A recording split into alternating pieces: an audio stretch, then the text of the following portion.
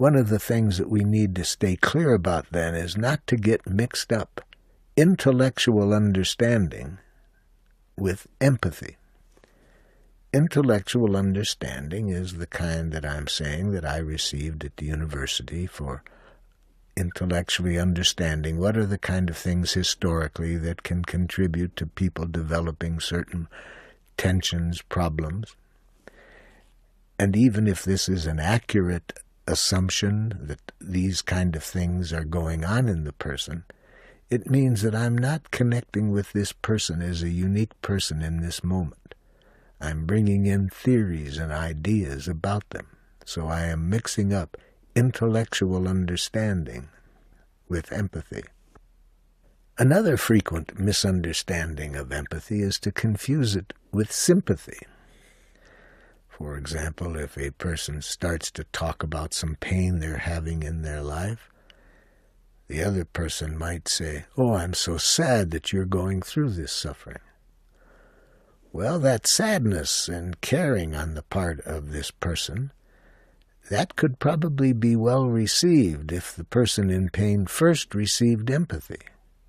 But when we are giving a sympathetic response, we're talking about ourselves. This takes the focus away from what is alive in the other person. An image that I use to help keep empathy and sympathy separate is to think of a time when I've had a headache or a toothache, and I have gotten involved in a really good book. So what happens? We don't feel the pain. We don't feel the pain because our full attention is in the book. So that full attention is what I'm calling empathy. And it's not to be confused then with after the empathy, we're certainly many times going to have a very sympathetic response. And I have found that people can enjoy that sympathetic response too, once they have had the empathic connection that they need. But to confuse these two things can be very painful. A friend of mine helped me to see just how painful it can be when people mix up empathy and sympathy. She was dying of a very painful disease, and whenever I would come to her community, she would be likely to call me and say, "Marshall, come on over and play with my pain." The first time I went over there, after hearing her say, "play with my pain," I asked her, "What do you mean by play with your pain?" And she said, "Marshall, you know what's even worse than the pain itself that I'm experiencing? Is how other people can't deal with it when they see me in pain, and instead of being able to just be with me, to hear what is going on in me, they feel like they have to fix it, or they feel like if they give me sympathy, I'll feel better." And they don't realize that all of the things that they suggest that I do, they're trying to give me help, I know, but I've done those things, and it's not going to help my problem. And they don't know how to just be present and give me the understanding that would be so precious at that time.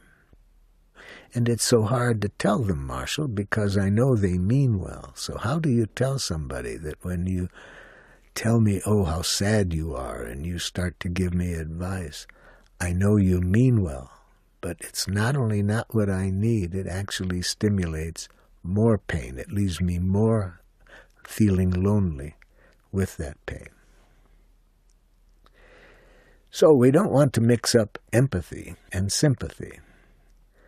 Another thing we don't want to mix up is giving advice with empathy. Very often we think that we are showing understanding of people when we jump right in and start to give them advice. Another thing that's not empathy, as I'll be defining it in this session, are the words, "I understand." I understand exactly how you feel. Too many people have had people say, "I understand," and what the person was understanding was not at all what was alive in the speaker. It was just what their intellectual understanding of the situation was. So in nonviolent communication, as we'll see, We never say, I understand. We do something far more powerful. We demonstrate understanding.